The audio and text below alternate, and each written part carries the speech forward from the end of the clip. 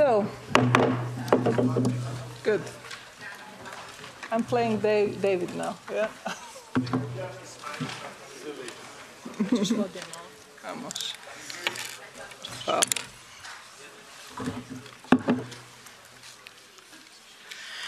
So, ladies and gentlemen, dear guests, I think that we have an interpretation in Croatian functioning now. If you would like to check your headset, imate prevod na hrvatski, znači imate slušalice pred sobom I na, ne znam na kom je kanalu, what canal? Channel 2, yeah. So you can, you can find, you can find interpretation in Croatian. So, dear Minister Grlić-Radman, dear President Bradera, dear Andrej Halicki, Vice President of European People's Party's group in the European Parliament, dear David McAllister, Chairman of Foreign Affairs Committee, and dear colleague, dear Zuzana Mikhailova-Sutnakova, representative from External Action Service, it is a great honor to welcome you today as we mark one of the most important political anniversaries in the modern history of our region and of Europe. It is my great pleasure to welcome the Minister of Foreign and European Affairs of the Republic of Croatia, Gordan Grlić-Radman, who is a special envoy from the President of the government, Andrej Plenković, for this occasion, and the President of the Federation of Bosnia and Herzegovina, Lidija Bradar, and also she's an envoy from Croatian National Assembly in Bosnia and Herzegovina, and all distinguished officials whose presence lends special importance at today's event. Today's conference represents a defining moment, a moment dedicated to reaffirming constitutional equality and the principle of the constituent people of Bosnia and Herzegovina. Both this conference and the book of essays that we are presenting share a single objective: to reflect on the lessons learned and to chart a path forward, a path that will finally move Bosnia and Herzegovina from a Dayton country to a Brussels country, firmly anchored in the European Union where it belongs. Now, in my 10th year as a member of the European Parliament, I've been here quite a long time, and it's good and useful to get people out of this room, at least for that, but not to start a real discussion on the electoral law changes and on the preventive diplomacy put in practice. But that's why I would like to say thank you so much. Thank you to all these dear guests that are sitting here in the first row and that will, after the introductory speeches, come to the podium. And throughout the years, I have shared all my frustration on the need to put preventive diplomacy in practice and to put things straight back as they should have been. We have here Miles Raguž coming from Paris now, but he was a former ambassador of Bosnia and Herzegovina to NATO and Belgium. We have Ivan Pepic, professor at Geneva University. We have Marko Prelec, distinguished analyst from International Crisis Group, who offered us in 2014 this incredible exit strategy for Bosnia and Herzegovina, and now he has offered a great essay on Bosnia and Herzegovina way forward in this book of essays as well. We have Steve Rukavina, a great friend and long-time representative of Croatian NFCA, Croatian National Federation of American Croats. We have Rory Gallivan from UK. We also have Brian Gallagher from London, a great friend as well and great expert on Croat issue in Bosnia and Herzegovina and Croatia, and where he spends also his time, as many of British people do nowadays. We have Marta Vrbetic, who is also a great analyst, great contributor to the solution for Bosnia and Herzegovina's issues. And I'm very happy to have you all here and to have you later on to discuss on your contributions to this book and your vision of Bosnia and Herzegovina way forward. And now, without further ado, I will pass the floor to Lidija Bredara, President of the Federation of Bosnia and Herzegovina, for her keynote speech. Thank you. Hvala Željana.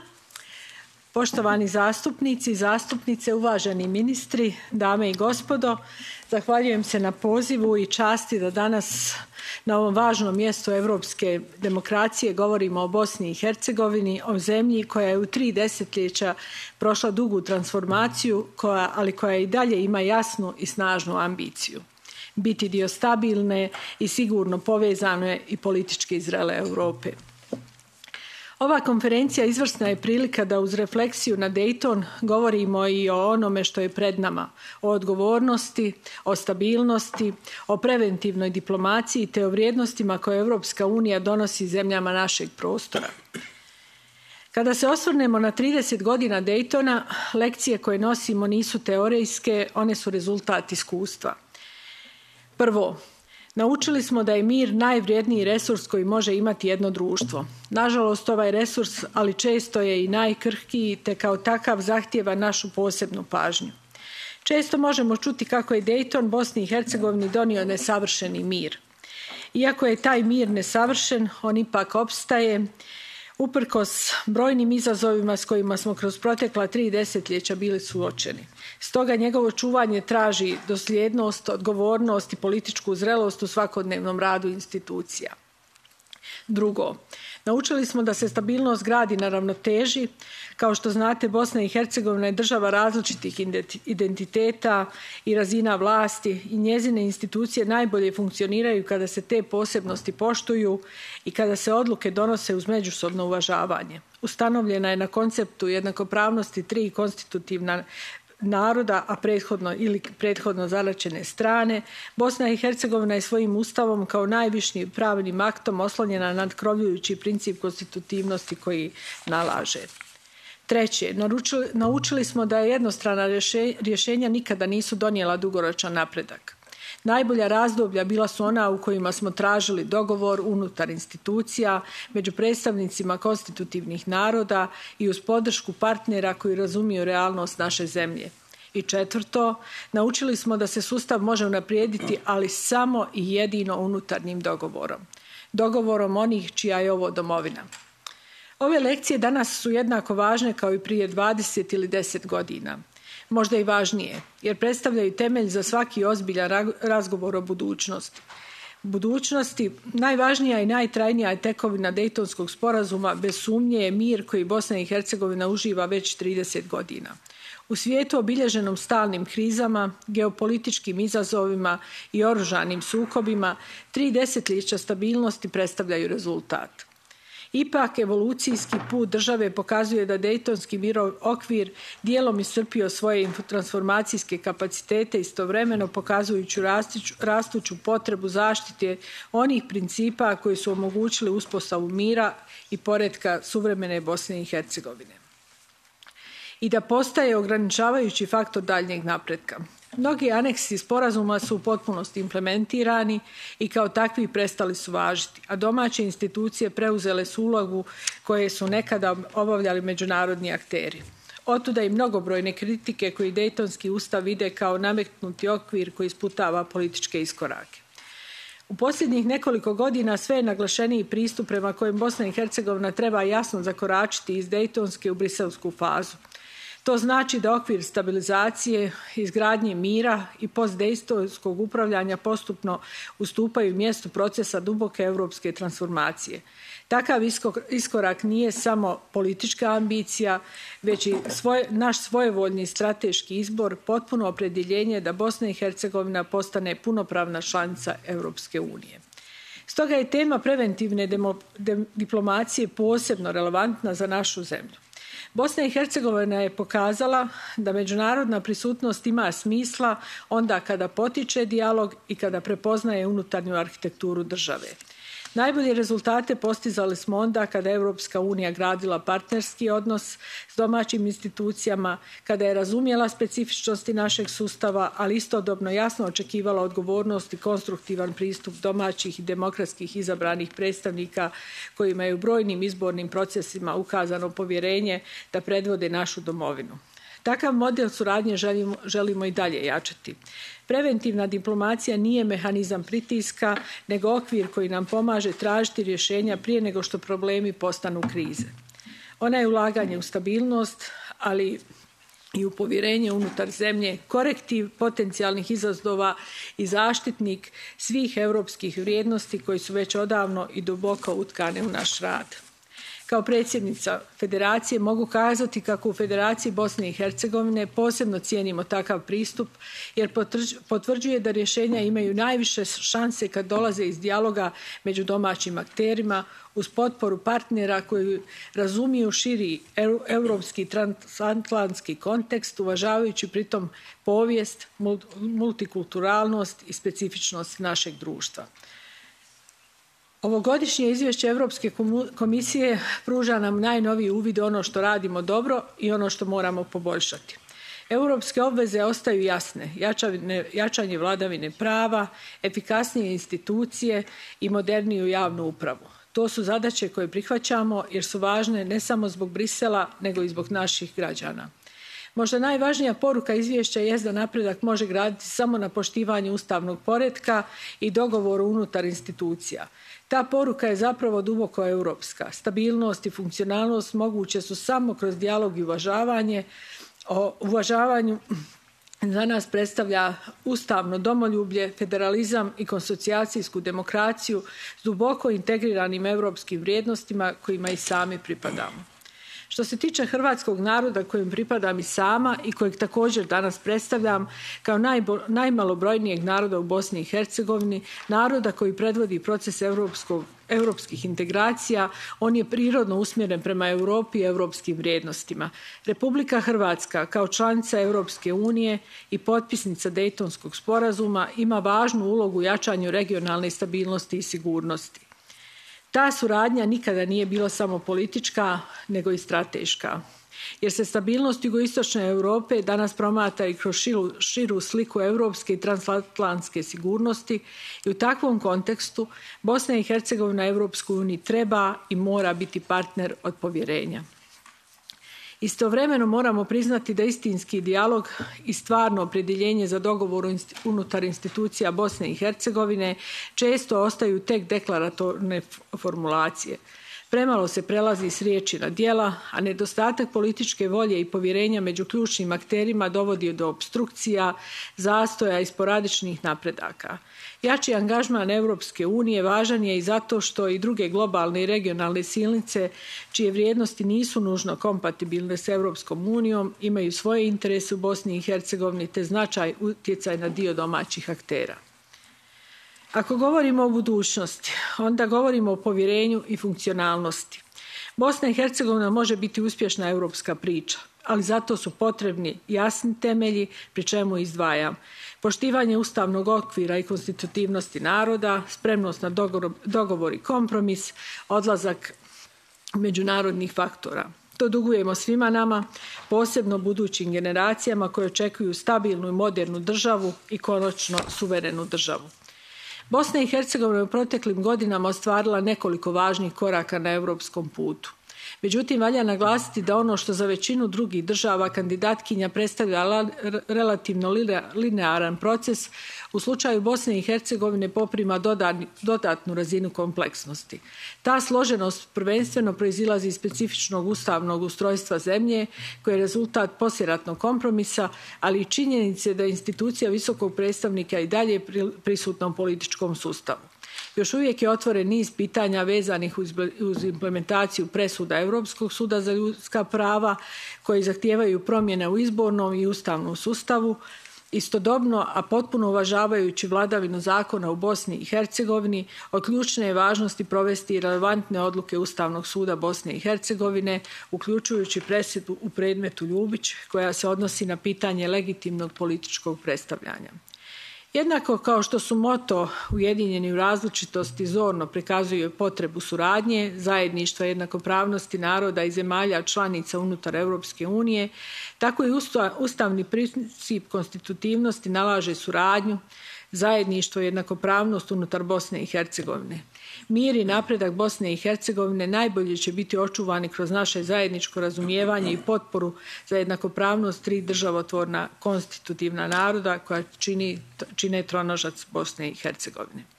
Dame i gospodo, 30 godina nakon Daytona, Bosna i Hercegovina više nije zemlja koja traži mir. Bosna i Hercegovina danas traži stabilnost, funkcionalnost i europsku budućnost. Na nama je da očuvamo ono što je postignuto, da unaprijedimo ono što možemo i da ostanemo predani vrijednostima koje čine srž europskog projekta. U ime Federacije Bosne i Hercegovine i našeg Hrvatskog narodnog sabora, kao i svih nas koji odgovorno radimo na jačanju stabilnosti i funkcionalnosti naše zemlje, potvrđujem iznova predanost reformama, partnerstvu i politikama koji grade povjerenje, suradnju i dugoročnu stabilnost. To je put kojim želimo ići, mirno, odgovorno i uz međusobno uvažavanje. Dubokom iskrenom zahvalnošću za vašu predanu pomoć i važnu ulogu koju zajedno s nama nosite u izgradnji Europske Bosne i Hercegovine, sve vas srdačno još jedanput pozdravljam i zahvaljujem kako na organizaciji ovog današnjeg događaja, izdavanju zbornika i na svemu ovome što ste nam danas priuštili. Hvala vam. Very good. Thank you, President Bradara, for your valuable insight. And I invite Minister of Foreign and European Affairs of Republic of Croatia, Mr. Goran Grlić Radman, to take the floor. Minister, the floor is yours. Thank you so much, and Željana, and thanks so much for organizing this very important event, which I strongly supported from the very beginning when we discussed on this issue, and having in mind that so we had an excellent also the panels or the conference in Dayton in May this year. And so, draga Lidija i Liba, David, so Den Dobri, Andrzej, and so the Emmanuel also, all the colleagues and here, and the ladies and gentlemen, and distinguished guests, and the people also from Bosnia and Herzegovina, and members of the European Parliament, also the Croatian representatives as well. So, yes, 30 years have passed since the Dayton-Paris peace agreement, historic agreement that marked the end of the conflict in Bosnia and Herzegovina and paved the way for a peace and democracy in the country. And so Dayton-Paris agreement remains a cornerstone for a constitutional order, Bosnia and Herzegovina constitutional order and political stability there. And this agreement, which is actually international law, cannot be fully understood without its political and historic context, which I will try to convey or explain in the next couple of minutes. Historically speaking, the late 1980s heralded a new era for Croats both in Croatia and in Bosnia and Herzegovina, bringing hope of freedom, democracy, and return to the fold of Western civilization after decades of communism. Under communism, this period of democratization saw the emergence of democratic governments, both in Croatia under first Croatian President Franjo Tuđman and in Bosnia and Herzegovina, where a coalition of the leading parties of three constituent peoples, Croats, Bosniaks and Serbs, formed the first democratic government. Historical context.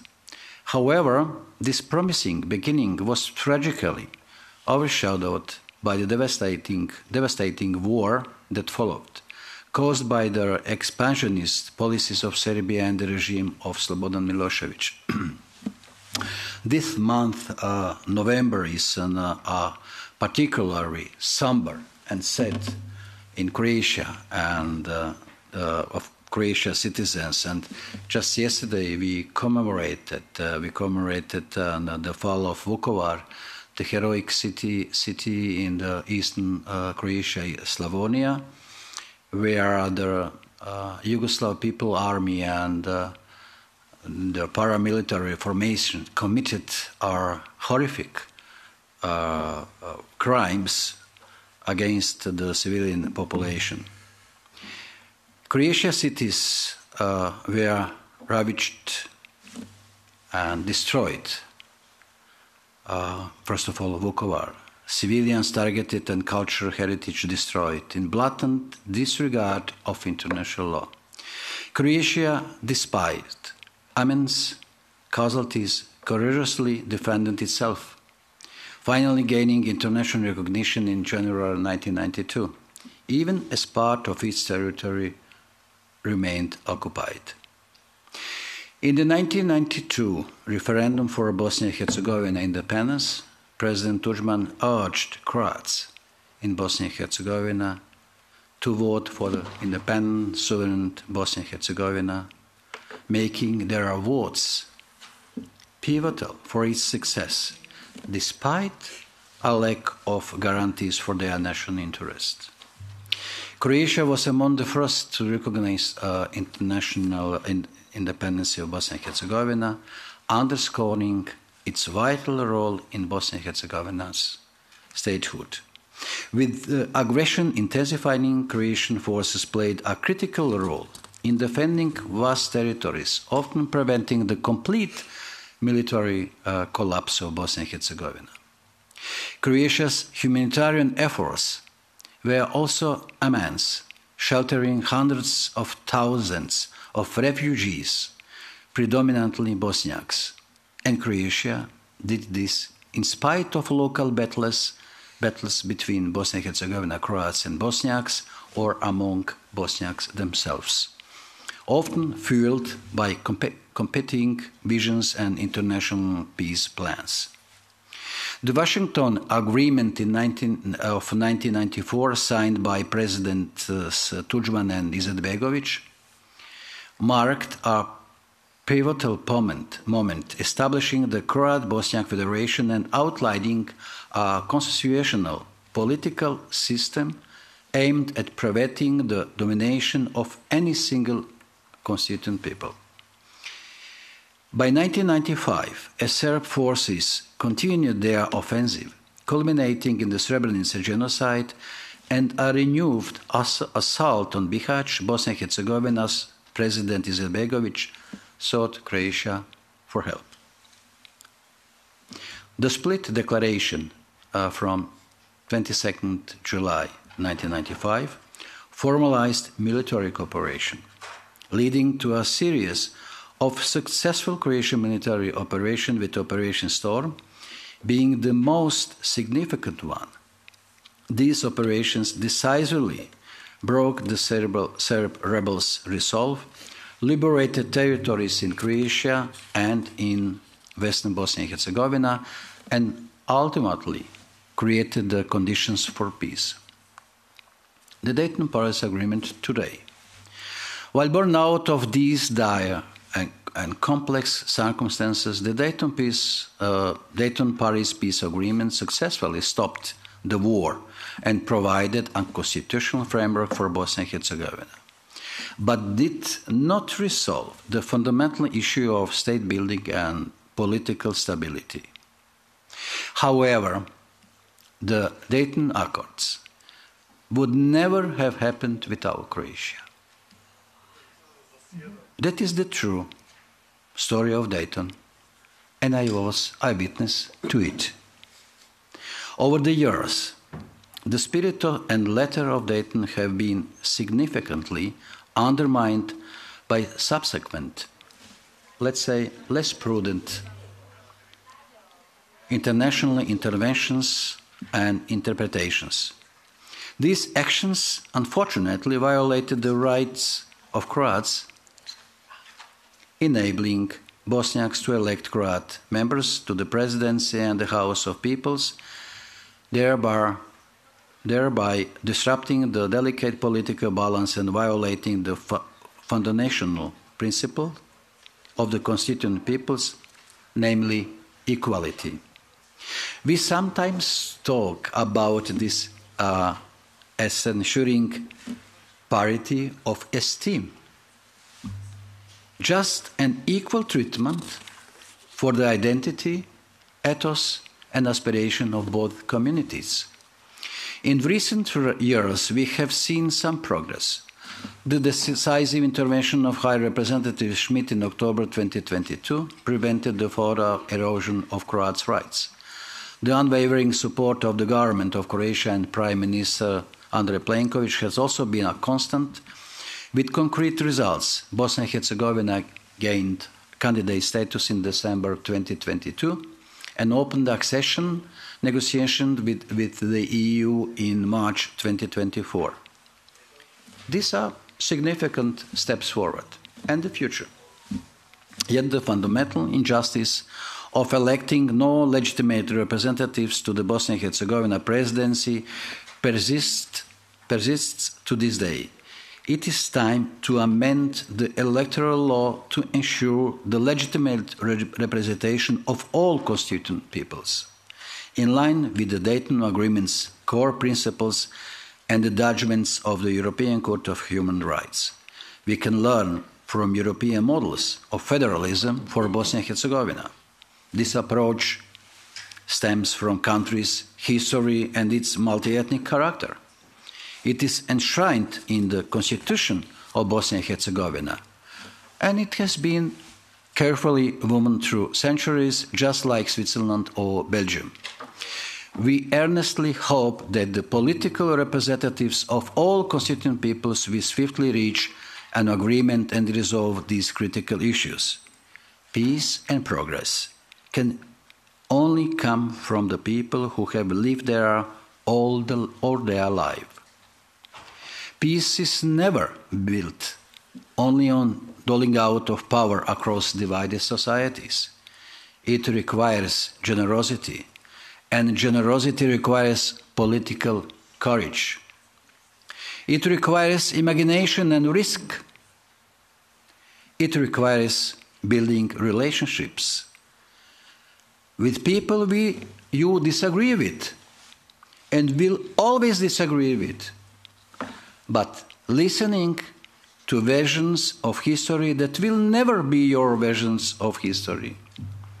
This is essential for the political stability and lasting prosperity of Bosnia and Herzegovina, where three peoples, three identities, and three religions could live side by side in peace and security, although with different versions of history, different loyalties, different versions also of the future. Underpinning the Dayton Peace Agreement is universal acceptance that identity can never be a zero-sum game. All identities are equally valid and must be accepted and respected. In this crucial endeavor, all legitimate political representatives of the Croatian in Bosnia and Herzegovina, Croatian people in Bosnia and Herzegovina will continue to have our unequivocal, strongest support. Thank you so much. Thank you very much, Minister Radman. Zahvaljujem. So now, as I said, you have interpretation on channel 24. Ja bih samo da pozdravim naše Hrvate koji su došli ovdje iz Ahena, iz Njemačke, skupa sa svojim svećenicima. Većina je iz Srednje Bosne, tako da je ovo za nas velika čast i veliko zadovoljstvo što ste ovdje tu sa nama danas i da vam poželim dobrodošlicu, da se dobro osjećate tu. Znači imate slušalice i kanal 24 možete pratiti tok konferencije koja se odvija na hrvatskom jeziku i na engleskom. Okay, I just wanted to say hi to our visitors who are coming from Germany. So there are Croats from all over of Bosnia and Herzegovina, and from Croatia, but majority they're coming from central Bosnia, and so I'm very happy to together with the priests from Aachen and that are here and sharing this precious moment with us today. And it is my pleasure to invite David McAllister, Chair of Foreign Affairs Committee and also a contributor to this book of essays, to give you the floor. Dear David, can you please have your keynote speech now? Thank you. Dobar dan, dobrodošli. Pardon, ne govorim hrvatski, ja sam Njemac. I would like to welcome all of you. Dear Juliana, dear President Bradara, dear Minister Gilic-Radman, ladies and gentlemen. Let me first of all congratulate Juliana Zovko for organizing impeccably this conference and also for writing and organizing the book, which is really worth reading. As we just heard from previous speakers, 30 years ago in Dayton and later in Paris, peace returned to Bosnia and Herzegovina. The General Framework Agreement for Peace ended at the time, most devastating war in Europe since 1945. And this stands as a lasting testament to diplomacy, to compromise, and to courage. But Dayton did more than silence the guns. It laid the foundations for a sovereign and independent Bosnia and Herzegovina, built on equality among its free constituent peoples, and built on institutions designed to preserve coexistence after so much unimaginable suffering. It was not perfect, but it was indispensable. For 3 decades, it has guaranteed peace, and that alone is a remarkable achievement. As we commemorate this anniversary tonight in Brussels, thanks to the initiative of Juliana Zovko, let us honor those who shaped the agreement and those who have worked tirelessly to preserve its legacy. Yet let us also recognize that Bosnia and Herzegovina stands at a new crossroads between maintaining peace and realizing the full promise of democracy and European integration. The institutions created by Dayton ensured representation, stability, and a balance between communities at a time when reconciliation obviously was still fragile. 30 years on, the tack has changed. The goal is no longer simply to preserve peace, but to build a functional, inclusive democracy that reflects European values and standards. The essence of Dayton must be preserved, not frozen.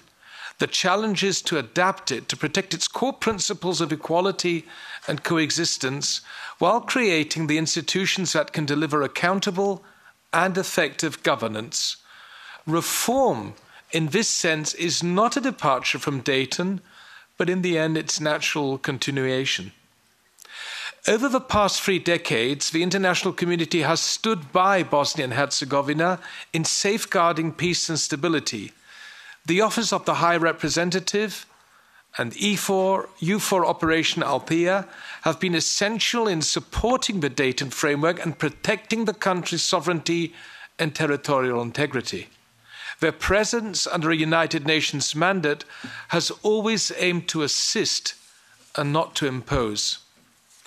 But the lasting strength of Bosnia and Herzegovina lies in its own institutions, its political leadership, and of course its citizens.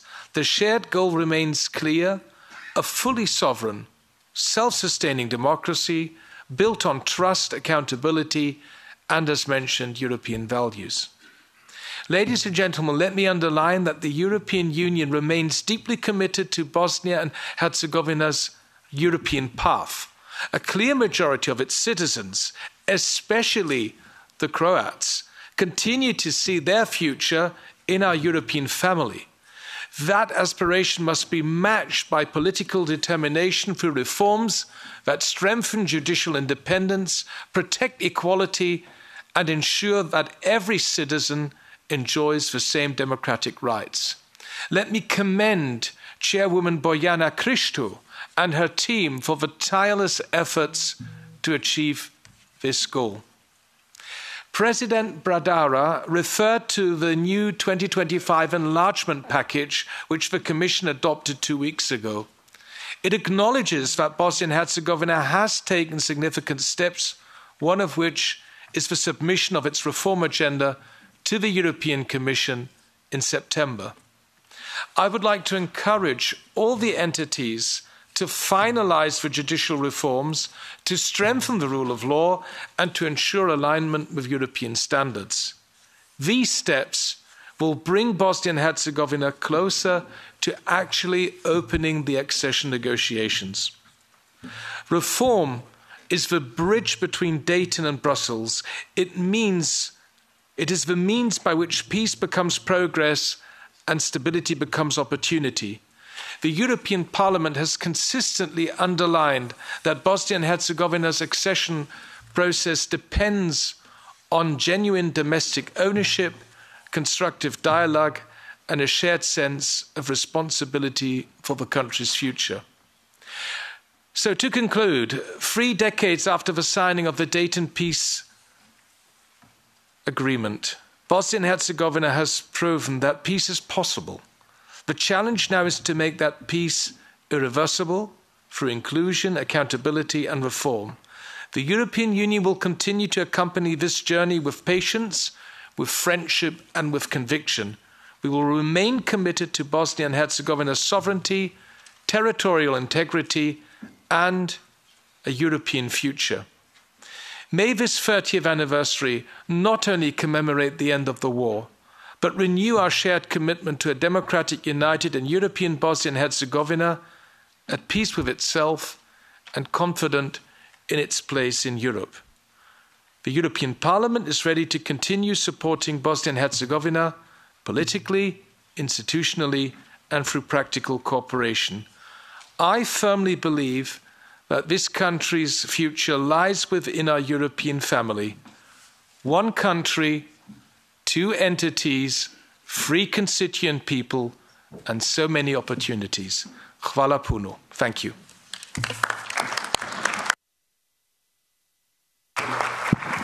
Thank you, dear David. We have a saying, iz tvojih usta u Božje uši. So from your mouth, you are the biggest advocate here in European Parliament of a common sense that we need in our foreign policy, foreign and external policy, and respect, utmost respect of power sharing agreement in Bosnia and Herzegovina, and that's 1 country, 2 entities, and 3 constituent people. So now I will pass the floor to Andrej Halicki, chair of the EPP Working Group on External Policy, and who is now engaged in big issues and geopolitical issues, and it's our fight to help Ukrainian people. As a Polish, you are on the front line, and you know as well how difficult that is. Thank you very much, dear Juliana. Madam President, Madam Minister, and dear colleagues, dear friends, we are among friends. So I would agree with David. This conference is very important, not only because of the past and the history, because 3 decades is a long time, but because of the future. And as EPP, as European People's Party, first of all, I would like to confirm and declare we are the biggest and the strongest political group to create Europe stronger, more integrated, more free, and more also safe. As Juliana said, well, I'm from eastern part of Europe, so from Poland. I remember these days very well. I don't like to prolong our introduction because I'm very curious of this book and the expert who've been after our introduction. But starting with the impressive photo, I would like to learn, to hear what we can learn But yes, we've been much more lucky in Poland, in other societies, in our countries, because very limited number of victims, we had no war, but the goal we had exactly the same. As the member of anti-communistic the underground in Poland, I would like to say that I couldn't even imagine where we are today, but Europe is not so free, so integrated, and also not so democratic. And my impression is also that the role of USA in the 90s was different, basic on democratic principles. Also, this political approach was a little bit different than today. But we have European Union, I think, stronger. We have also strong EPP party to be your ambassador in this expectation. So I would like to wish you all the best, and thank you, Juliana, once again for the invitation. I know that the exhibition is upstairs also waiting for us, so this is the last word I would like to say. All the best to you. Right, thank you very much. Thank you very much. And together with us is Madam Zuzana Mihailova-Shutnakova, if I'm totally mispronounce it, but from a representative from External Action Service for brief remarks. You have the floor. Thank you very much. Thank you very much, honourable members of Parliament, Zovko and McAllister, Minister Gerlich-Radman, Excellencies, ladies and gentlemen. It is an honour to address you on behalf of the High Representative and Vice President of the European Commission, Kaja Kallas, and I wish to thank in particular Member of Parliament Zovko for this initiative and also for the kind invitation. We have gathered here today to discuss the lessons learned from the 30 years of Dayton Peace Framework Agreement implementation. And let us not forget that the Dayton Agreement allowed to stop the war, yet it did not provide a solution to all the underlying issues in Bosnia-Herzegovina. And there are, of course, the legitimate concerns which need to be overcome, including in the institutional area. They manifest in political divides and stalemate, slow pace of reforms, harsh rhetoric, and challenges to the unity of the country, as we have witnessed recently. And more needs to be done to guarantee stable and functioning democratic institutions without discrimination. The Commission's avis has already noted that the constitutional reforms are needed to ensure political equality and non-discrimination in line with the Sejdic and Finci case law of the European Court of Human Rights. 30 years after Dayton, it is also a time to look ahead. And looking ahead means looking at the common future inside of the European Union. If there is one unifying factor across the political divides and among population, it is a desire to be part of the European family. So it is important that all political actors cooperate and focus on the EU agenda, not for the sake of pleasing Brussels, as we often hear, but for the sake of citizens who demand socio-economic reforms to improve their daily life. Most people want to build a life in a free, democratic, stable and prosperous society. A society based on rule of law, free of corruption and also respecting the human rights. And this is at least what we have seen in the latest Eurobarometer on Bosnia-Herzegovina. And there is a cost to be paid for not delivering on those. As we know, many citizens has already left the country. The whole history of the European Union is about all a reconciliation project, and this of course started with France and Germany. Being a member of the European Union requires reconciliation, readiness to compromise and to achieve consensus. And our motto, United in Diversity, is put in practice every day, in fact. So today, all Western Balkans partners are either the EU candidate countries, as is Bosnia-Herzegovina, or potential candidates. And the frontrunners, such as Montenegro or Albania, are approaching the final stages of the accession process. And In the EU institutions, we do not want to leave anybody behind. This is why the European provides significant support to Bosnia and Herzegovina and its citizens to meet EU membership criteria, advance political and economic reforms, and maintain peace and security. On 30th of September this year, Bosnia and Herzegovina submitted the reform agenda under the growth plan. Once agreed, Bosnia and Herzegovina can unlock up to €976 million in EU financial support to drive investments, create jobs, and boost growth. But more importantly, after the completion of agreed reforms, Bosnia and Herzegovina can gradually integrate into the single market before the EU membership so that the citizens could get a feel of what it means to be part of the European Union.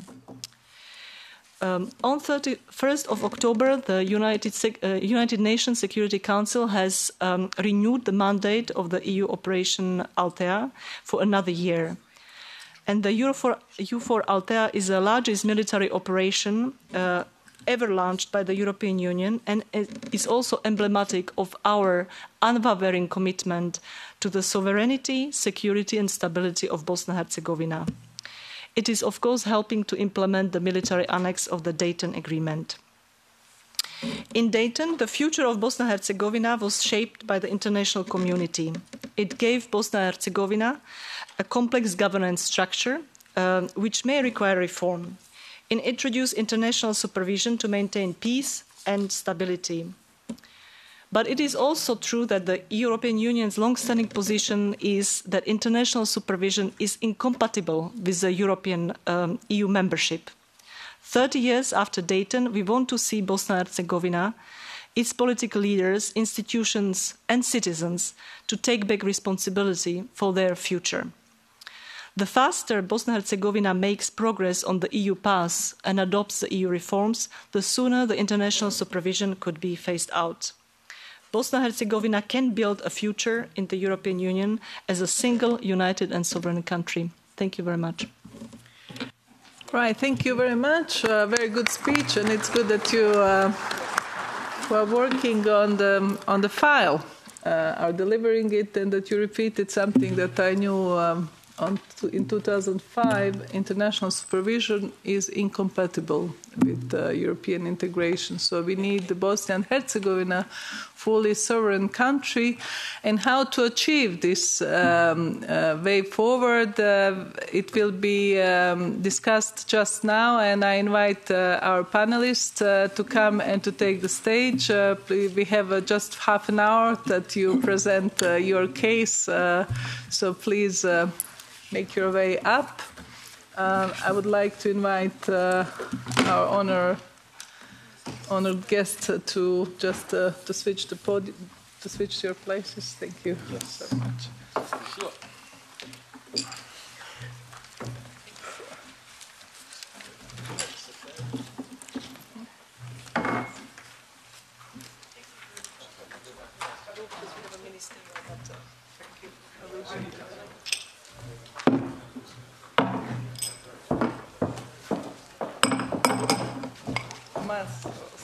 This side, yeah. You have to go on this side. This side.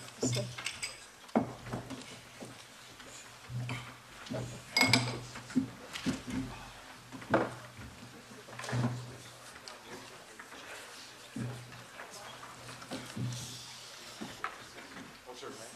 Oh, what's her name? Oh, okay. This is you here. We do have names. Yeah.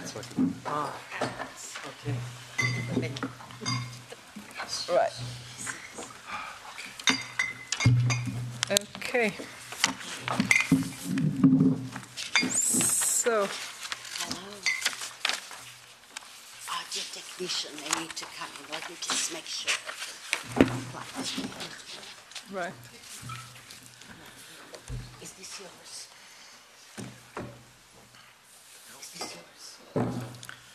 So we now proceed to the presentation of the book of essays, 30 years after Dayton, lessons learned, the EU preventive diplomacy practice makes not yet perfect. I will now invite each author individually to briefly present their contribution.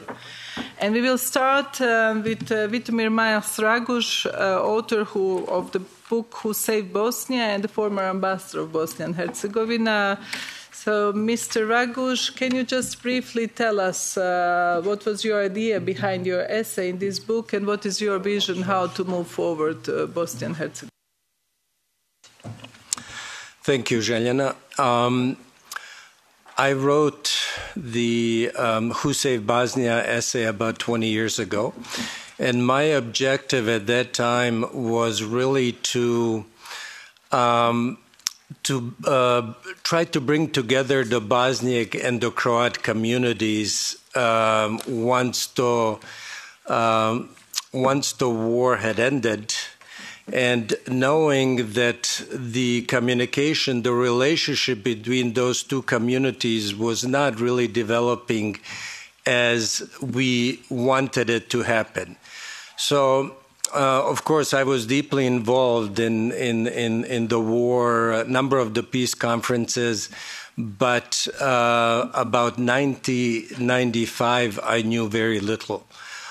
Because so many things happened. Basically, in June of 1995, the international community decided to pull out of Bosnia and Herzegovina. Not many people know this, but this is the fact. This is something that was agreed in June of 1995.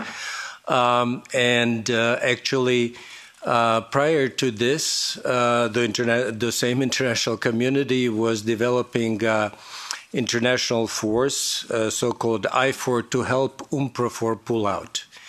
By that time, there was an agreement between Bosniaks and Serbs to divide the country in two. This is the, I would say, at least to me, famous agreement between Alija Izetbegović and Momčilo Krajišnik from September 1993.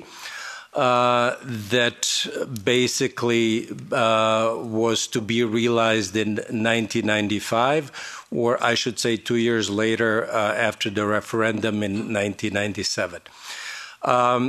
So the decision was to sever the countries in two and pull out UNPROFOR and lift those sanctions, arms embargo on the Bosniaks, and use NATO air power to support the Bosniaks to provide them some sense of security. Then something completely unexpected happened in beginning of August, and Minister Radman spoke about this earlier, so I'm not going to expand on it, but this is the Croatian Operation Storm that completely changed the situation on the ground. And at this point, United States came in, Richard Holbrooke leading, even though he de facto retired 2-3 months before that, but he was brought back to restart the peace process under completely different conditions. And the first part of this effort to bring peace to Bosnia and Herzegovina was to end the siege of Sarajevo. And I think many of you will remember that basically NATO started bombing the Serb positions around Sarajevo, but without much luck. And I think if you would ask a military historian, that's what happens with military power. Military with air power. Air power only works if there is power on the ground. So basically, Croatia and its proxy in Bosnia and Herzegovina, the HVO, were asked to help out. They were asked to basically expand their operations and push towards Sarajevo from the west. And this is how the liberation of the city of Jajce and Šipovo happened. Because United States asked Croatia and HVO to come in and put pressure on the Bosnian Serb forces around Sarajevo to rethink their attempt to continue to control Sarajevo. So this happened in September, but even after the siege of Sarajevo was lifted, Radovan Karadzic and Ratko Mladic were not willing to go to Dayton and to negotiate the end of the war. So basically, the U.S. came in again and asked Croatia whether they can go and take Banja Luka. This request came on October 3rd. By October 8th, the Croatian army was ready to go. And by October 11th, basically the operation ended. Now, there's lots of conspiracies, there's lots of myth about the Croatian move towards Banja Luka, but it was a simple technical operation. There was no big scheme by Franjo Tudjman or Croatia to take Banja Luka or to establish Greater Croatia, nothing like that. There was no big scheme from Sarajevo to do something similar. It was a tactical decision, a tactical operation requested by United States to come in and basically compel Ratko Mladic and Radovan Karadzic to negotiate peace. On October 11th, conversation between Mladic and Milosevic was intercepted by Croatian intelligence services, turned over to Richard Holbrooke, and Richard Holbrooke said, "That's it, mission accomplished, end of the Croatian operation." It was simple as that. Actually, yeah, like I said, I started looking at these technical issues really to bring the Bosniak and Croat communities together, have them understand what was really going on, why things happened as they did, and perhaps knowing some of the basic facts of war would help them communicate better and establish a more normal relationship in the Federation than they had at that time. But unfortunately, we're 20 years after my first essay. I've learned a number of things since then, especially about Maestral in September and the Južni Potez in October.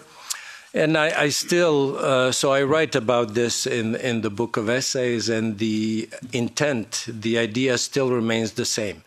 To share some of the important facts, some of the important developments in the war that we know very little about, in the hope that this will encourage us to think twice about what we know about the war in Bosnia and Herzegovina, why it happened, and what is the best way forward. So thank you very much. All right, thank you very much, Miles. And now I will give the floor to Mr. Ivan Pepic from University of Geneva to explain his position and his contribution in this essay. And I will warn you again, please just restrict it for a few minutes because we want to give everybody the floor and we have to finish by 6 o'clock. So, Mr. Pepic. Okay, thank you. Thank you, Juliana. Thank you for the invitation. I'll present my essay titled A Third Way, Tripartite Federalism in Bosnia and Herzegovina. In my essay, I argue that Bosnia and Herzegovina's most persistent crisis come from a structural imbalance between, on one hand, constitutional power sharing among three constituent peoples and repeated international efforts pushing the country toward centralization and unitarism. I argue that a third way, a model of tripartite federalism with three federal units, as a realistic, historically grounded and European credible alternative could stabilize Bosnia and Herzegovina by giving each community a stake in the state. And to support these arguments, I, let's say, divided my chapter essay into 4 parts. So first of all, the most important is that Bosnia and Herzegovina's problem is rooted in the contradiction between power sharing agreed in Dayton and the post-Dayton push for a centralized nation-building project of a single nation state. Dayton explicitly recognized Bosniaks, Croats and Serbs as three constituent peoples, but instead of consolidating this balance, the post-war international administration, including the OHR, gradually shifted toward a integrationist, unitarist logic. And this shift, top-down state building, we can say, at the expense of federalism and segmental autonomy, is something that, let's say, first of all, weakened the legitimacy of the Dayton Agreement. It increased intercommunal tensions. It encouraged Serb secessionism, as we know that, and marginalized the Croat community while creating unrealistic expectations among Bosniak political elites. What are the costs of avoiding federal reforms and producing unitary solutions? I would say that because Dayton power sharing de facto was suppressed by some international actors, BIH became trapped in a form of political immobilism. Failed unitarist reforms as the April package in 2006, Prud in 2008, Butmir in 2009, the Brussels negotiations in 2013 illustrate that centralization cannot be achieved and that only deepens dysfunction. And this stagnation, not federalism, this stagnation is what creates extremism, political tensions, and institutional decay within the country. Some data, for example, illustrates that among Bosniaks, support for a unitary state rose from 56 to 70%. Among Serbs, support for secession increased from 68 to 80%. So this polarization is precisely what Dayton sought to prevent.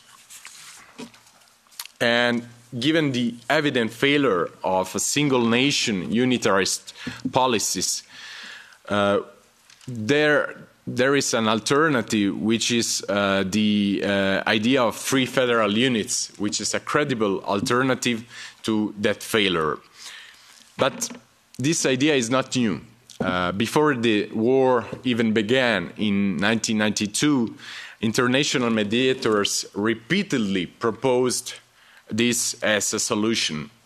There are many key examples, but let's mention some of them. For example, the 1992 Lisbon Agreement, which was a pre-war peace plan advanced by the European Union and presented by the Portuguese presidency. It structured BIH into 3 autonomous units, and then we know that even the US ambassador at the time said that it was a mistake that this proposal was not accepted. We have the 1993 Owen-Stoltenberg plan, also by the UN and the EU, proposed 3 federal units within a single sovereign state of Bosnia and Herzegovina. There are several other examples, variations proposed by the EU, UN, and the US, etc. So these examples prove that 3 federal unit has deep roots in the international diplomacy. And it's not about creating a 3rd Croat entity, but rather a peace-oriented, long-term, incredible solution for the country. Given that the unitarist nation building of a single nation state failed, some policymakers, think tankers, have advanced this idea of a 3rd way. Let's think about the International Crisis Group in 2014, the European Parliament in 2015, which endorsed federalism, decentralization, and subsidiarity as legitimate foundation for reform. Some leading scholars, as Brendan O'Leary, Bowsey, etc. For example, also recently the Heritage Foundation, as the most important think tank in the United States, made a similar proposal. So the idea is not an ethno-nationalist, but it's an increasingly mainstream and pragmatic solution that is discussed among academic, diplomatic, and policy circles. But why these 3 federal units could be a solution? First of all, because it gives each community an equal institutional stake. If each unit represents one constituent people but protects civic and individual human rights internally, no community will feel excluded or dominated. 2, it neutralizes the two extremes. Bosniaks would no longer need a single nation system, since BiH would remain a sovereign state within its current borders intact. And Serbs would not push for secession as Republika Srpska will exist. So the message is, guys, the entities are here to stay permanently. And 3rd, it is compatible with European norms such as subsidiarity, federal equity, like in Belgium, Switzerland, etc. So to conclude, the current system is unsustainable. I think we agree. Pro-single nation building has proven unsuccessful as it concentrates excessive power in the hands of Bosniaks, which is the largest community. Serb secessionism is destabilizing, and a free federal unit would reassure Serbs their entity is not at risk. So the message is, guys, free federal unit is the 3rd unit is a buffer zone between the two extremes. It would reassure Bosniaks that BiH will remain a single sovereign state, ensure Croats that they will preserve their identity, and finally produce a functional sovereign state. And let me say also that I see it as the only model that transcends the endless power struggle between unitarism and separatism. I thank you. Right, thank you very much. And Ivan Pepic, as you are coming from Switzerland, you know very well how this federalism works as its best. And I remember before the war in Bosnia and Herzegovina, that was the model that could have saved Bosnia and Herzegovina of this horror of the war and all these years of extending agony. And now, as a rapporteur for Switzerland, going there, that they don't want to, to take many of the things that we have in European Union. Maybe that's a real solution for Bosnia and Herzegovina. So these are food for thought from somebody who is coming with its own experience. And now I called upon Marko Prelec from the International Crisis Group that have done so many reports on Bosnia and Herzegovina, and OHR administration was following them when it suited them. And I remember the raid of Herzegovačka Banka and, many of the bad things that happened to Croats. But then you came with a really good report, and that's exit strategy in 2014. And on this strategy and political views, even the resolution of European Parliament was based in 2000. Following year, our Prime Minister Andrej Plenković formulated, together with Doris Pack, this amendment on federalism as the way forward for Bosnia and Herzegovina. Now, can you explain us your reasoning behind the essay that you wrote? Thank you very much. The title of my essay comes from a remarkable talk. It was given by the late Tony Judt, one of the most distinguished historians of modern Europe. And that essay was called "What is Living and What is Dead in Social Democracy." So I thought, what is living and what is dead, or what is broken and what is whole in Dayton, what works and what doesn't work. And I think it's very important. You hear a lot of criticism of Dayton. To recall that it has to be evaluated from the perspective of what was happening in Bosnia and Herzegovina before Dayton. So it was a country that was totally devastated, with its peoples profoundly divided and hostile to one another, with I don't know exactly how many, maybe about half, well, maybe more than half of people who have been displaced, many outside of the country, extensive destruction after years of civil war, with elements of aggression from across the border in Serbia. To go from that to where we are today is a huge achievement, and that I think has to be acknowledged. And there are people today who, in attempting to devise solutions for conflicts that either are, or at least one hopes may soon be, approaching their end in Gaza or in Ukraine, are looking to the lessons of Dayton to see what can be mined for that. And if you sort of put yourself in the framework, in the mindset of somebody, imaginatively, as somebody in Gaza or in one of the war-affected parts of Ukraine, imagine where they are today, and you tell them, in 10 years and 20 years and 30 years, you can be where Bosnia is. All of your destroyed homes will be rebuilt. You'll be able to go home. If you've been expelled, you'll get your title back. You'll have a functioning and sovereign state. It would seem like a dream. So I think that is something that has to be acknowledged. And yet, there are still big problems. And I want to frame the central problem in terms of the extent to which Bosnia-Herzegovina fails to institutionally honor its people's right to self-determination, which is a universally recognized and fundamental right. And the right to self-determination, I don't mean the right to declare independence or to secede. It doesn't mean that. It simply means the right of each people everywhere to decide how they will be governed within the framework of the state in which they find themselves, if that is possible. And that is denied in two, or it's imperfectly implemented in two ways in Bosnia-Herzegovina. One, through the ongoing governing role of foreign officials who do not and cannot represent and cannot be accountable to the people over whom they govern. So the high representative is one. There's also, less often talked about, the three foreign judges on the Constitutional Court, which is also an important issue. And second, there's the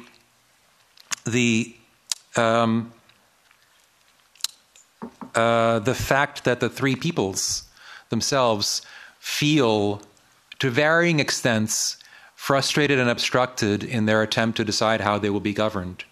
And I think here it's a very complicated issue. It's one that you could talk a lot about, but it's helpful to bring it down to the most simple level and to say what a people really needs to feel that it has an effective form of self-determination is, first of all, that there aren't any foreign officials who have a say over how they're governed. Second, that they have some form of autonomy within their state. So Serbs have this in Republika Srpska. Bosniaks have it in the Federation. Croats, maybe a bit less. And lastly, there needs to be a direct representation. Peoples need to have a direct representation at the state level where decisions are made. And this is, I think, where Bosnia falls down. And the solution to this, there are many solutions to it. You just look across the European Union, wherever, and even more broadly, outside the European Union. Jelena mentioned Switzerland. It's an excellent example. There are many ways in which multinational societies have done this. They're all variants of federalism in one sense or another. And this is, I think, the challenge that lies in front of Bosnia, is how to adapt those principles to its own life. It can do it in many different ways, but the current arrangement is not one of them. Thank you.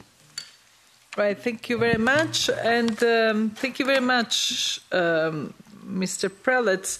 But now I have an impossible task in 5 minutes to give the floor to Stephen Rukavina, Brian Gallagher, Rory Gallivan, and Dr.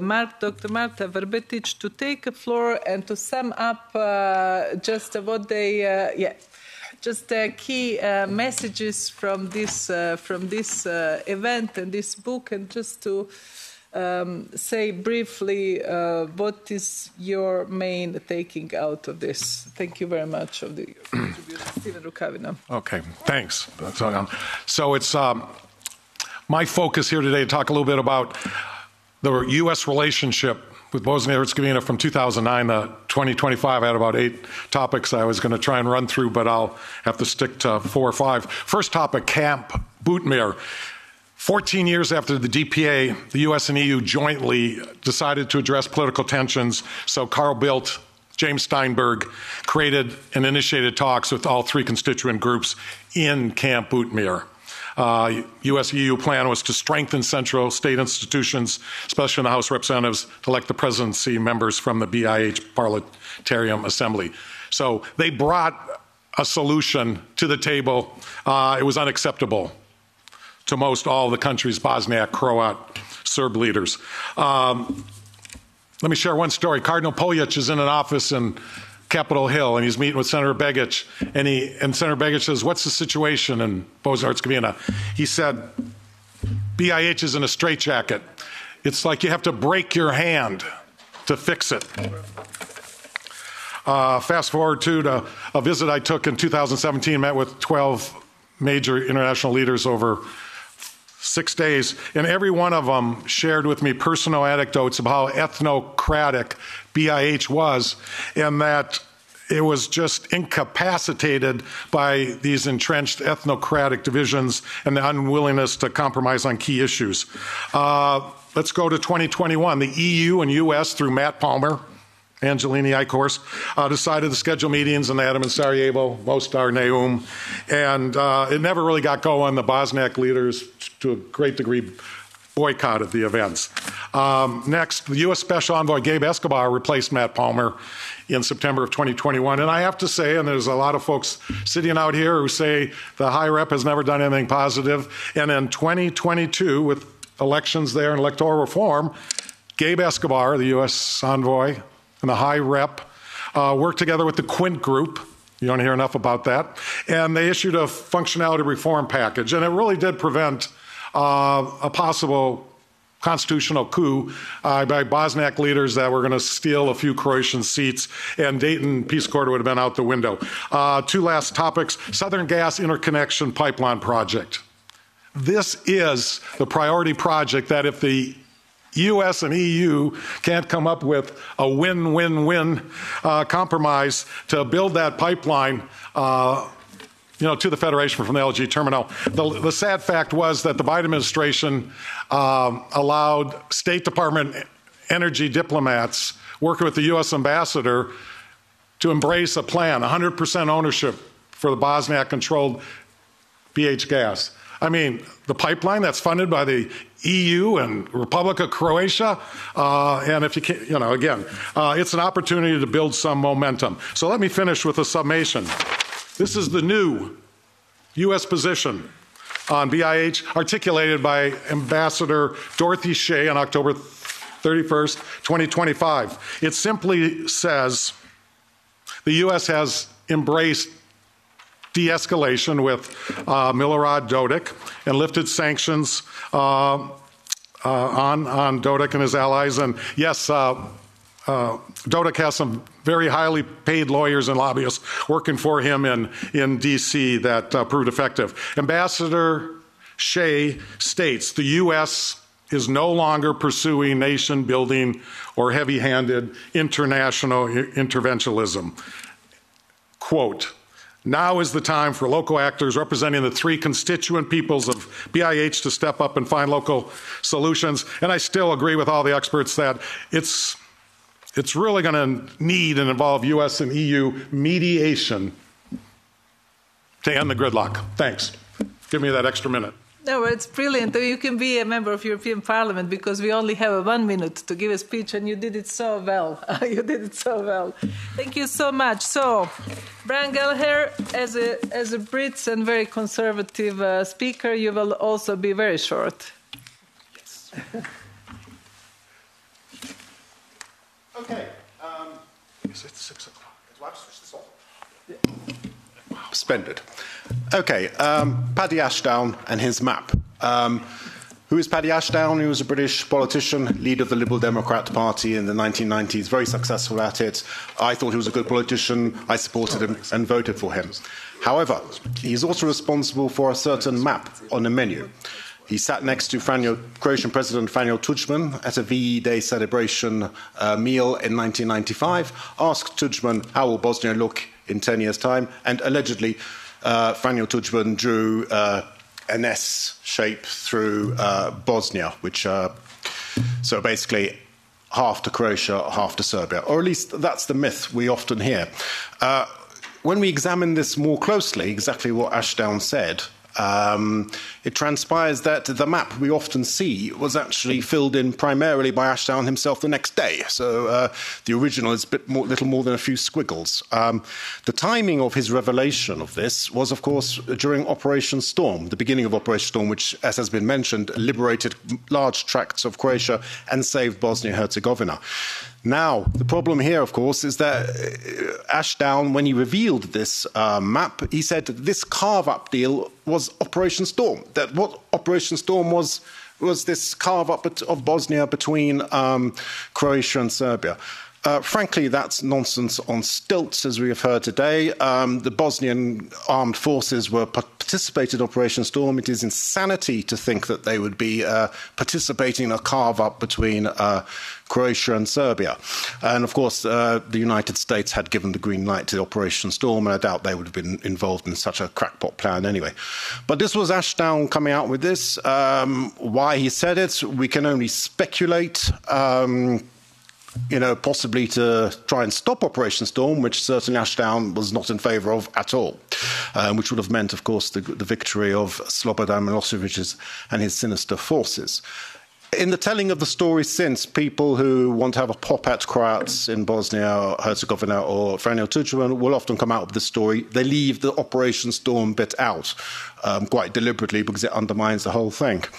Another problem here also, and I'm indebted to Rory Gallivan, who's the next speaker, because he dug up an article from the New Statesman in 1993. From 93 or was it 94? I can't remember. But it was an article by one Paddy Ashdown, and it was about Bosnia-Herzegovina. And what did Paddy Ashdown say in this article? Well, he said that Bosnia should be chopped up in three.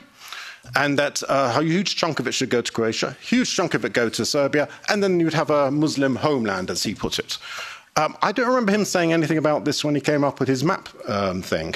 I don't remember him saying anything about this at the International Criminal Tribunal for the former Yugoslavia, at the Blaskic trial, or indeed the Milosevic trial.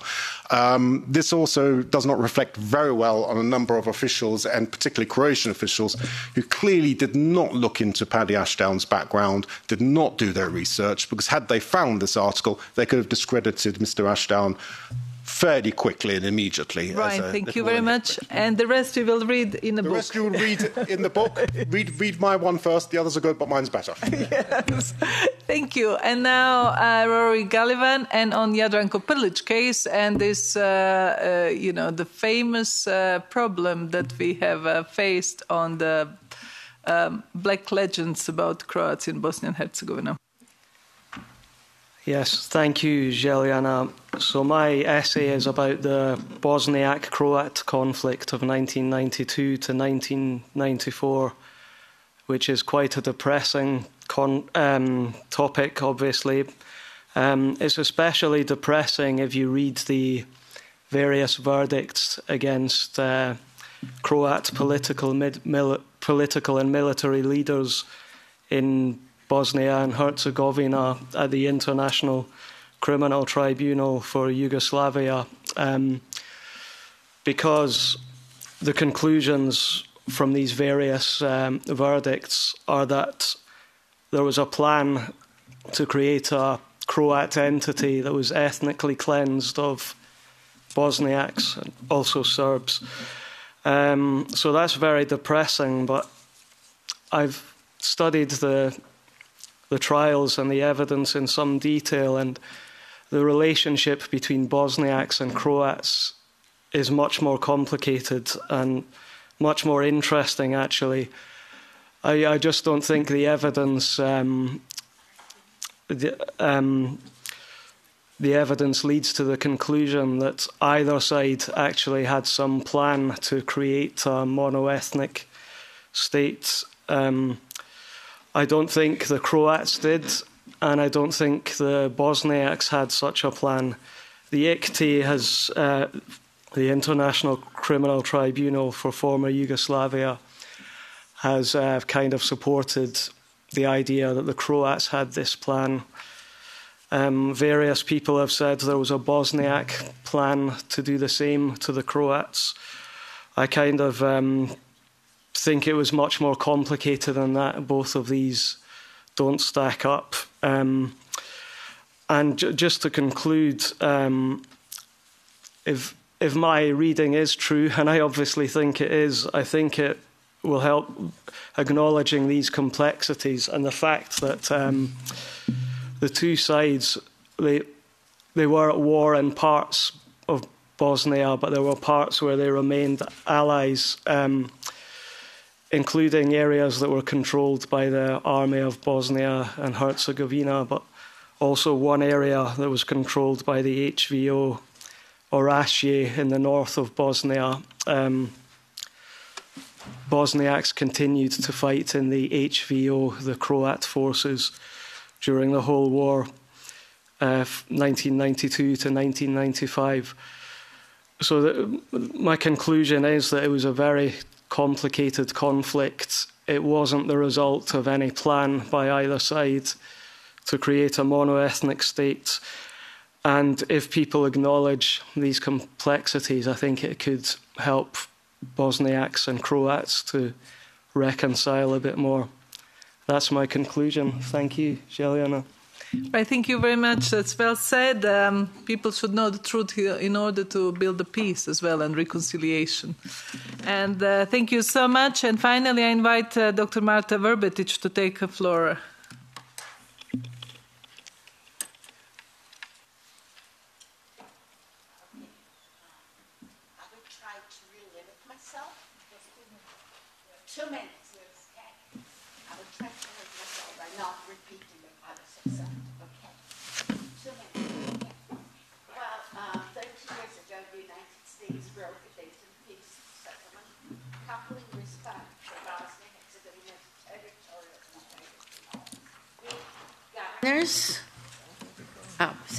With governors shared by three constituent communities, Bosniaks, Serbs, and Croats.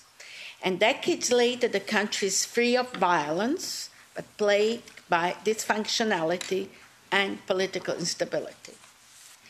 And while Serbs wage wars against Dayton by challenging the country's international borders, Bosniaks undermine Dayton by demanding a unitary state without power sharing.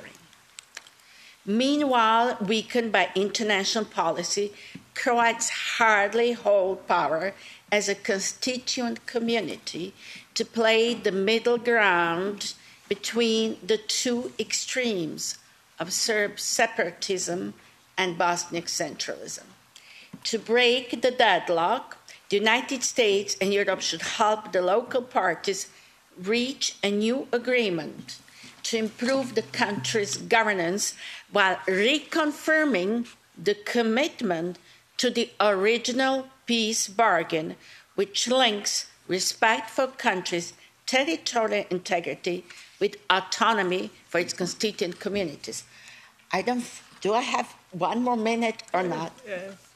Okay, well, I'm not going to be too repeating. I made 3 recommendations. One was really to respect Dayton's 1 to 3 Dayton peace formula until the legitimate representatives of Bosniaks, Serbs, and Croats agree on a new constitution that will hopefully simplify the complicated governance while recommending this commitment to the regional peace formula.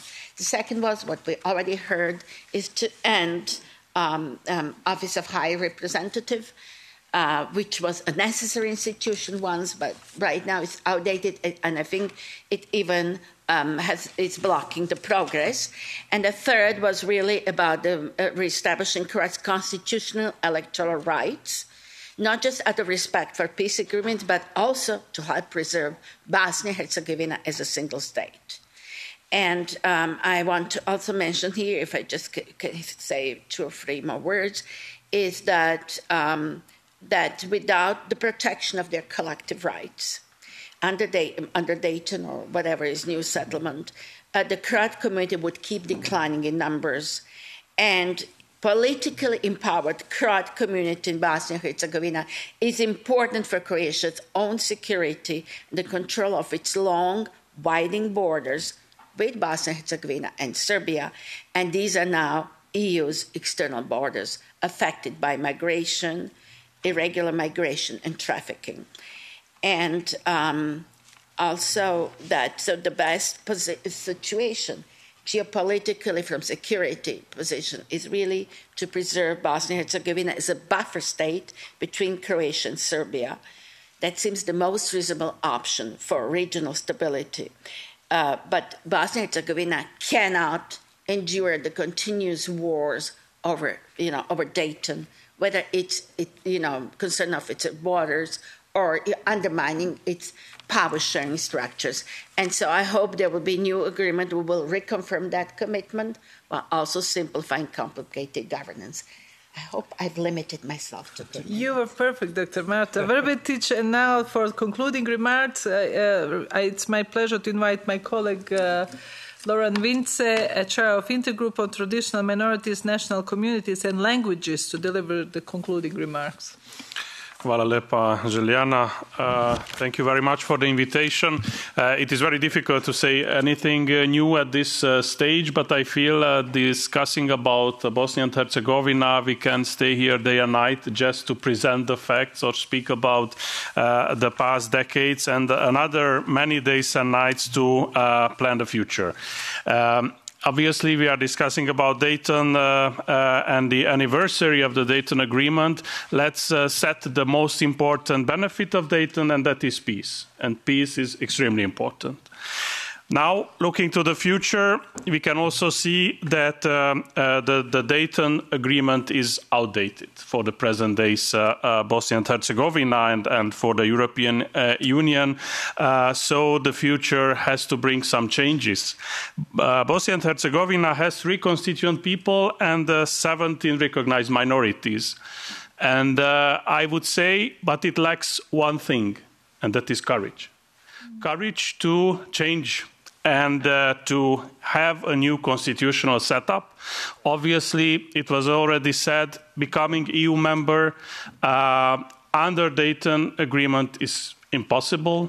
To have a high rep that can veto laws, having 3 judges in the Constitutional Court that are from foreign countries, not finding a solution for the representation of the smaller minorities, this cannot continue, but it needs a lot of courage to find the right solution, because all the communities have to remain part of the system that will be built up in Bosnia and Herzegovina. The territories are very important, the homeland of each community as well.